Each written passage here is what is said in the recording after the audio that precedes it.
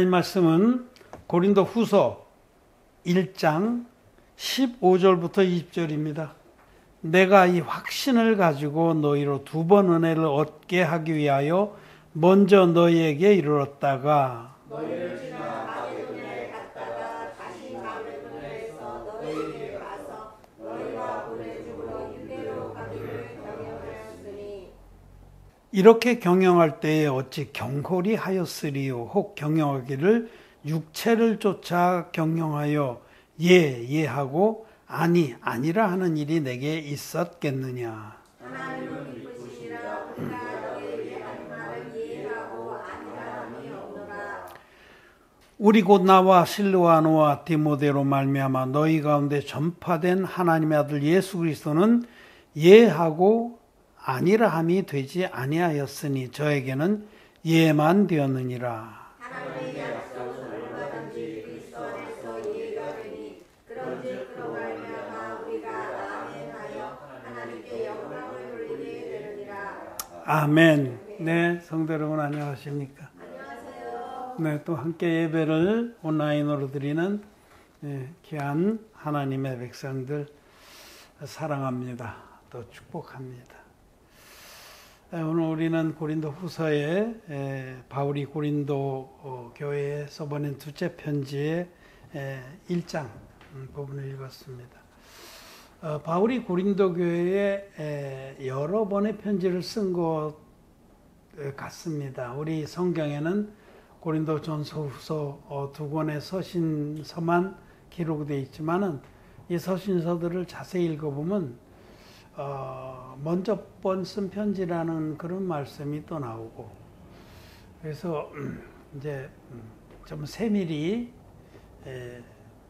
성경을 연구하는 학자들은 어떤 이들은 한 고린도 교회에 적어도 4번의 편지를 쓴 것 같다 이렇게 말합니다.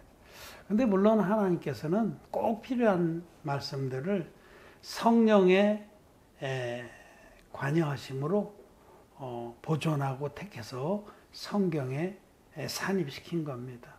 그러면 세 번째, 두 번째나 네 번째 편지는 그러면 성경이 아니란 말이냐?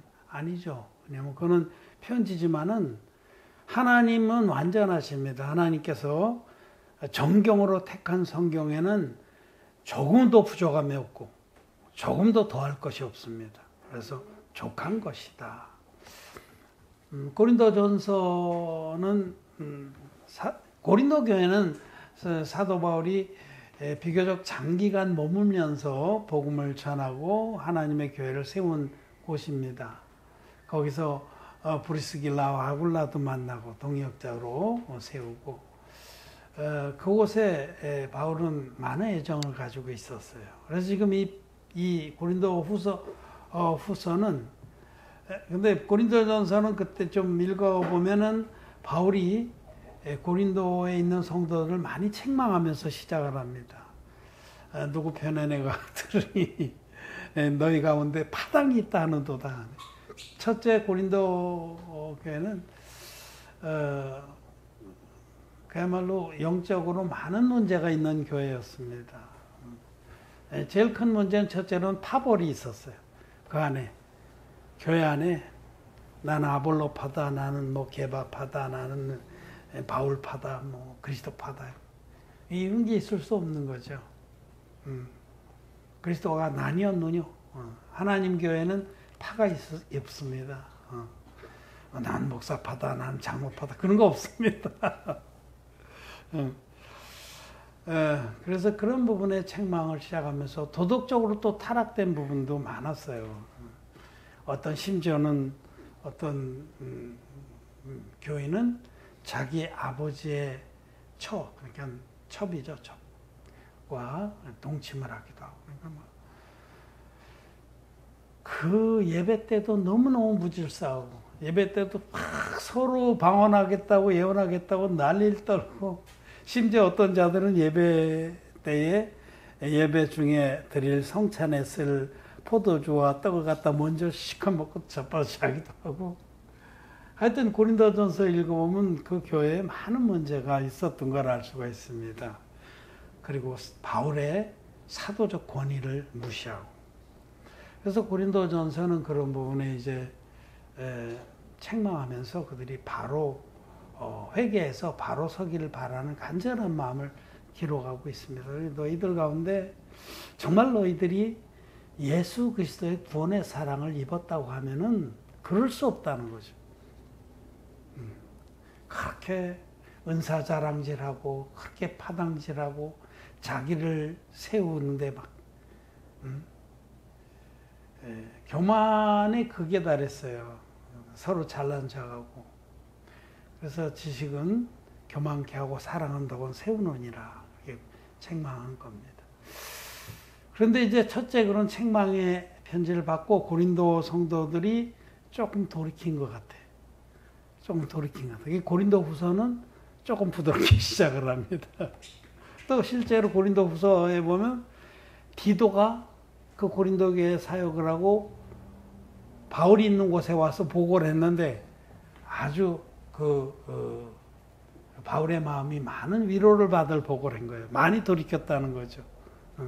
그런 그 말씀이 고린도후서 7장에 나옵니다. 너희로부터 디도가 온 것으로 인해서 내가 큰 위로를 받았다. 아무튼 사도 바울이 하나님 종이 고린도 교회의 성도들에게 특별한 애정을 가지고 정말 아비를 대하는 양 너희 마음을 넓혀라 그렇게 권고를 하고 있습니다. 그런데 이 성경 고린도 후서 1장에 오늘 우리가 읽은 부분은 어떤 내용이냐면 바울은 지금 제3차 선교여행 중에 있습니다. 제2차 선교여행 때 고린도 교회를 세운 거거든요. 제3차 선교여행 중에 있는데 고린도를 방문할 계획을 가지고 있는 거예요. 그래서 내가 너희에게로 갔다가 너희가 다시 마게도니아로, 마게도니아는 그 그리스 반도 중북부 지역을 말해요. 그러니까 빌립보라든지 데살로니가라든지 이런 도시들이 있는 곳이 마게도니아입니다. 그 알렉산더 대왕이 이제 크게 일었을 때 그 치리했던 땅이죠. 그 아가야, 지금 고린도는 아가야라고 한 아카야라는 그리스 반도 제일 남쪽에 섬처럼 이렇게 톡 붉어진 지역입니다. 그 육지하고 거의 붙어 있어요. 근데 그 아가야 지방의 주도가, 거기에 제일 큰 도시가 고린도입니다. 근데 지금 제3차 선교여행을 하는 중에 고린도 교회를 들릴 계획을 지금 전하는 겁니다. 내가 너에게로 갔다가 너희가 다시 나를 마게도니아로 보내주면 또 너희들의 그 도움을 입어서 내가 유대로 돌아가리. 이제 3차 선교여행의 마지막 코스를 계획한 것입니다. 그런데 사도 바울이 자기가 복음 전하는 그 길을 계획할 때 그냥 육신의 생각대로 하지 않았다는 얘기를 하는 겁니다. 내가 이런 복음 전파의 일을 할 때 내 육신의 생각, 내 육신의 편안함, 내 취향을 쫓아하지 아니했다. 그거 복음 전하는데 그런 게 특별히 있나? 있습니다, 여러분. 우리는 뭐를 하든지 자기에게 익숙한 걸 하길 좋아해요. 새로운 거는 도전하고 싶지는 않잖아요. 그건 우리 육신의 속성입니다. 그렇죠? 새로운 것을 도전하는 것보다 편안한 거, 자기가 잘 아는 거. 네. 근데 우리 이제 그 1차 선교여행, 바울의 1차 선교여행이 끝나고 나서 바나바하고 바울이 심하게 다투었어요. 그 바나바의 생질 조카 마가봉을 기록한 마가 요한의 문제로. 저 중간에 1차 선교여행 때 탈영을 한 그놈을 이번에 못 데려간다. 저놈은 훈련을 좀 시키고 하나님의 종이 얼마나 말씀 앞에 자기를 부인해야 되는지를 좀 배워야 된다. 그래 바울하고 바나바하고 그 일로 심하게 다투어서 갈라졌어요. 갈라졌을 때에 바나바는 마가를 데리고 다시 구부로로 갔습니다. 구브로, 키프로스. 구브로가 바나바의 고향이에요. 아주 익숙한 곳이에요. 맨 처음에 1차 선교행 때도 구브로로 갔어요. 그때는 바나바가 안디옥 교회의 수장이었었거든요. 바나바가 바울을 데려다 거기서 같이 사역을 했어요. 5 지도자 중에 바울은 제일 꼴찌였어요. 사울은. 그래서 바나바의 뜻을 쫓아 바울은 그리 갔다가 거기서 뭐 여러 가지 어려움도 겪고 했는데, 바나바는 역시 마가를 데리고 키프로스로 갔습니다. 구브로로 갔습니다. 그러나 그 바울은 그 신라를 데리고 육로로 해서 밤필리아나 이런 데를 거쳐서 넓은 아시아, 서아시아의 큰 도시들, 그 당시 로마의 동방로들이 쫙 깔려있는 번성한 도시를 향해서 나갔습니다. 저는 이것이 평범한 일 같지만은 우리가 주님의 일을 할 때에 주께서 기뻐하신 일이 무엇인가를 중심에 두고 해야 됩니다. 그것이 영을 쫓아 행하는 거예요. 내가 편하고 내가 좋은 일을 중심에 두고 행하는 것은 육신을 쫓아 경영하는 겁니다.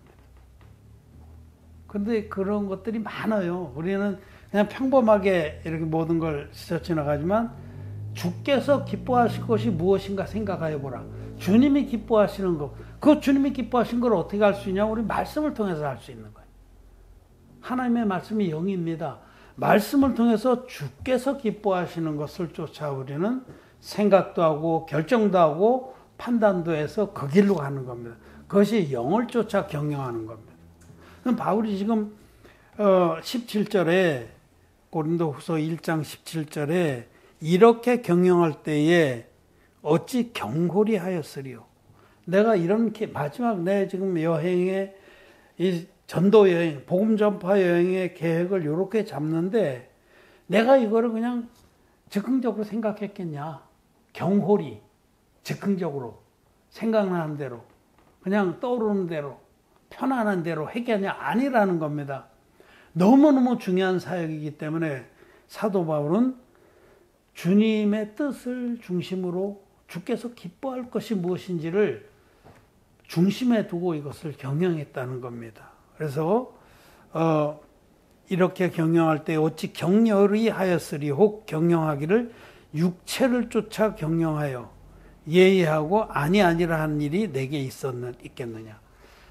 바울이 어떤 일을 하나님 앞에서 고람되고 하나님 앞에서 깊이 생각하고 또 말씀에 비춰보고 성령의 인도를 받아서 결정하고 이렇게 하겠습니다 한 다음에 금방 상황이나 형편이 어려진다고 아니다.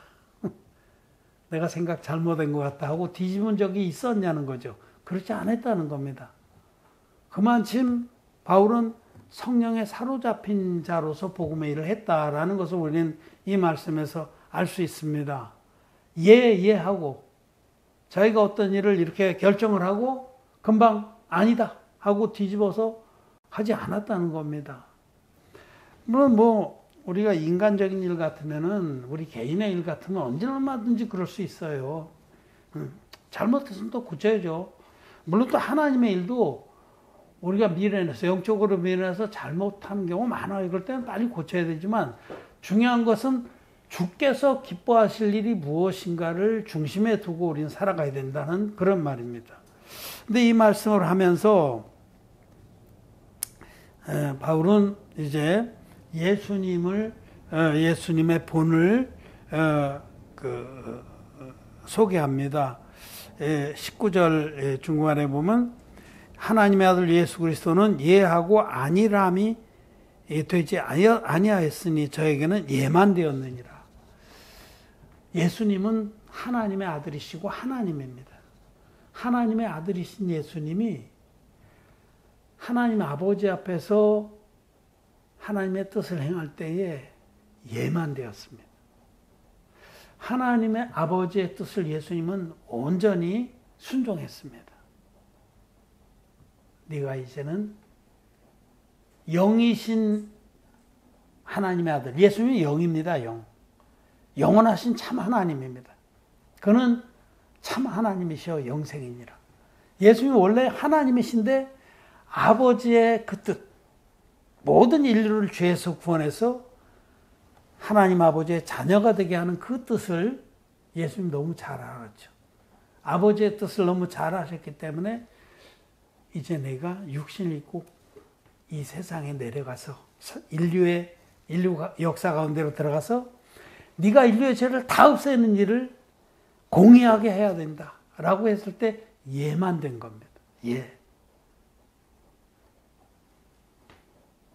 아무것도 마다하지 않고 저항하지 않고 예만 되었네요. 그래서 예수님이 육신을 입고 역사 가운데 들어오신 거예요. 말씀대로 처녀의 몸에서 잉태돼서. 그래서 예수님이 이 땅에 2000년 전에 오셔서 그 예수님께서 전 인류의 죄를 흰눈같이 없애주는 일을 예로서 순종함으로 완벽하게 성취하신 겁니다. 구약의 속죄제사가 어떻습니까? 구약의 속죄제사는 반드시 흠없는 제물 또 나와야 돼요. 우리의 인형이 또 나와야 돼요. 또 한 가지 없고 반드시 흠없는 제물이 있어요. 첫째 조건 반드시 흠없는 제물.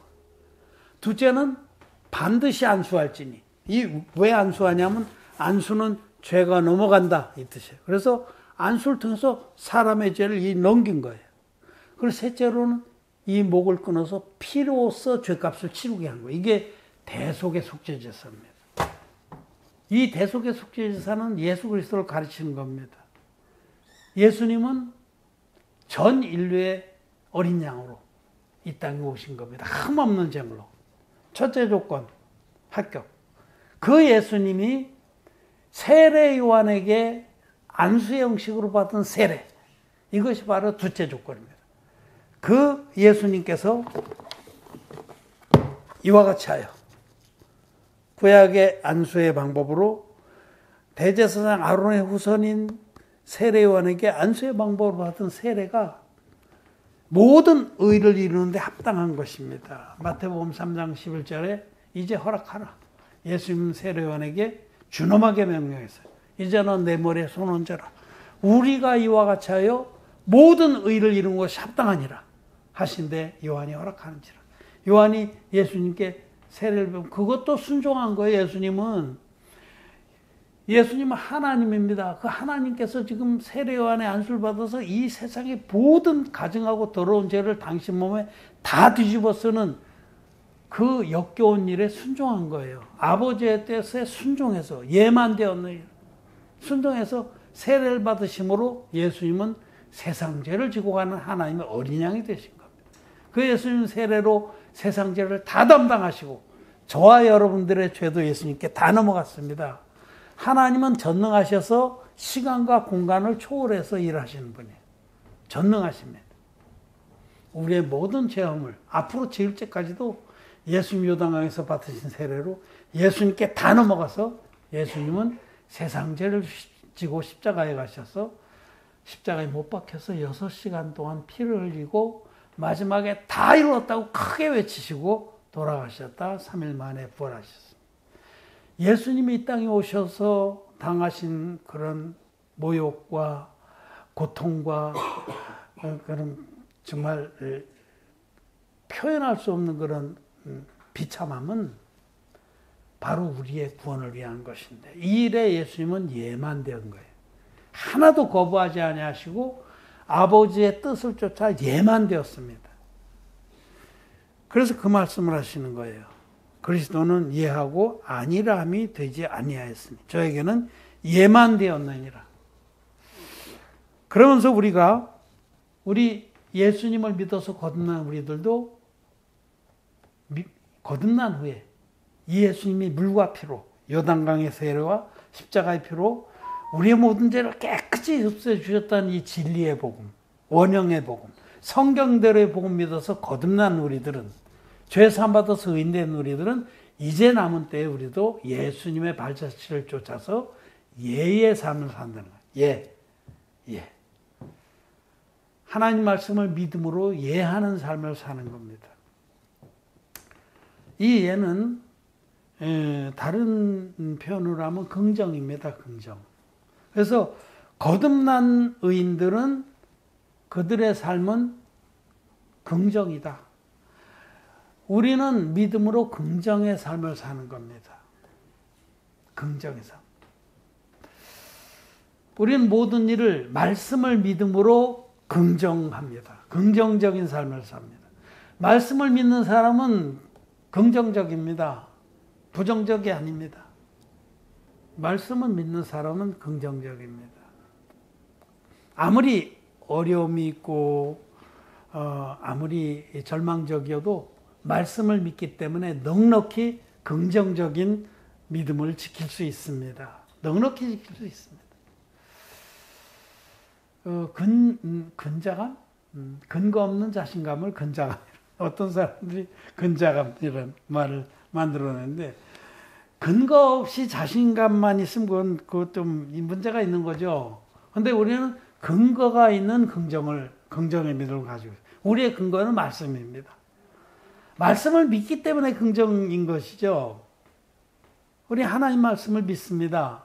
그 약속을 믿습니다. 여기 우리 오늘 읽은 말씀 중에 약속이라는 말씀이 있는데 20절인가? 하나님의 약속. 하나님의 약속이 말씀이죠. 말씀은 약속입니다. 구약, 신약 그러잖아요.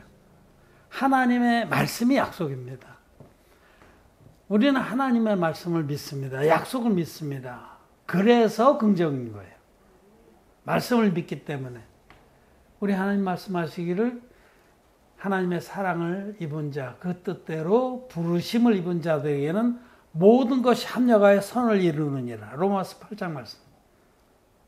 우리들은 주의 부르심을 입었어요. 복음으로 우리를 부르셨는데 우리는 응답했어요. 믿습니다. 주님이 세례와 십자가로 나를 모든 죄화물에서 흰눈같이 깨끗이 씻어서 의인되게 하신 줄 믿습니다. 우리 믿습니다. 우리 약속의 말씀, 약속의 복음 믿어서 거듭났어요. 거듭난 자들, 그의 사랑을 입은 자들, 그의 부르심에 응답한 자들에게는 모든 것이 합력해서 선을 이룹니다. 그러니까 이 모든 것 안에는 부정적인 거, 절망적인 거, 막 어두운 거, 뭐 우리가 싫어하는 것들도 다 포함되는 거예요. 그런 것조차도 우리에게는 크게 합력해서 선을 이룹니다. 그 말씀 믿는 믿음이 있기 때문에 우리는 어려움을 겪고도 긍정적인 거예요. 하나님 이걸 통해서 나에게 더 큰 영적인 유익과 축복을 주시겠구나. 하나님이 이런 어려움들을 통해서 나를 정금같이 연단하시겠구나 하고 긍정하는 거죠. 믿음의 사람은 긍정합니다. 근거 없이 긍정하는 게 아니라 약속의 말씀을 믿음으로 긍정하는 거예요. 근거 있는 긍정입니다, 여러분. 우리 주님이 약속하셨어요. 너희는 먼저 그의 나라와 그의 의를 구하라. 그리하면 이 모든 것을 너에게 더하시리라. 약속이죠. 여러분 이 말씀 믿습니까? 나는 이 말씀 믿습니다.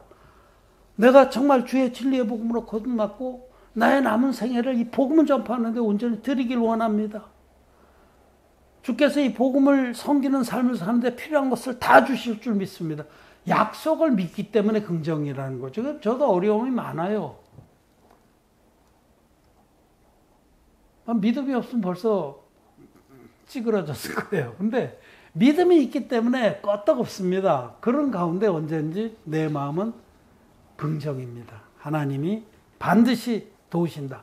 반드시 오히려 이 일을 통해서 나를 정금같이 나오게 하신다. 욥이 고백했던 것처럼 주께서 나를 연단하신 후에는 내가 정금같이 나오리라. 어려움을 겪으면서 정금 같은 믿음이 되는 거죠. 믿음은 긍정입니다. 근거 있는 긍정입니다. 말씀을 근거로 한 긍정입니다. 약속을 근거로 한 긍정입니다. 그것이 믿음입니다. 성경 말씀 덮어놓고 무조건 믿습니다 하는 건 맹신입니다. 그러나 하나님의 약속의 말씀, 구약과 신약의 두 약속의 말씀을 견고히 믿음의 토로 삼고 하나님을 바라는 자들은 긍정적입니다. 여러분, 이 현실적으로 우리는 많은 어려움들을 겪고 있습니다. 그러나 우리들이 겪고 있는 어려움들은 그거는 믿음의 사람 앞에서는 그것이 다 긍정의 재료입니다. 그걸 통해서 오히려 긍정의 믿음이 믿음의 사람으로 견고하게 되고, 그린하우스, 비닐하우스 속에서만 자란 화초는 약합니다. 연합니다. 바람만 조금 불면 다 꺾어지고. 근데 풍찬노숙이라고 비바람을 맞으면서 태풍우를 견디고 겨울에 눈보라를 견딘 그런 식물들은 견고합니다. 끄떡없습니다. 그와 같이 우리도 우리 하나님 앞에서 거듭난 우리들은 우리들에게 닥치는 여러 가지 어려움들을 긍정의 믿음으로 이겨내고 승리하길 바랍니다. 그런 사람은 자기도 믿음의 큰 나무가 될 뿐더러 자기 주변의 형제 자매들에게, 영혼들에게 큰 유익을 끼칩니다. 우리 고린도후서 6장 말씀을 읽고서 마치겠습니다. 고린도후서 6장 3절부터 10절 말씀에 우리가 이 직책이 회방을 받지 않게 하려고 무엇에든지 아무에게도 꺼리끼지 않게 하고 오직 모든 일에 하나님의 이름으로 자천하여 많이 견디는 것과 환난과 궁핍과 곤란과 매 맞음과 갇힘과 요란한 것과 수고로움과 자지 못함과 먹지 못함과 깨끗함과 지식과 오랜 참과 자비함과 성령의 강화와 거짓이 없는 사랑과 진리의 말씀과 하나님의 능력 안에 있어 의의 병기로 좌우하고 영광과 욕됨으로 말미암으며 악한 이름과 아름다운 이름으로 말미암으며 속이는 자 같으나 참되고 무명한 자 같으나 유명한 자요 죽은 자 같으나 보라 우리가 살고 징계를 받은 자 같으나 죽임을 당하지 아니하고 근심하는 자 같으나 항상 기뻐하고 가난한 자 같으나 많은 사람을 즐거워하게 하고 아무것도 없는 자 같으나 모든 것을 가진 자다. 아멘. 바울의 긍정의 믿음을 우리는 여기서 볼 수 있는 거예요. 무명한 자 같으나 유명하고 아무것도 없는 것 같은 자 모든 것을 가진 자로다. 얼마나 긍정적인 믿음이에요. 여러분 우리도 그렇습니다.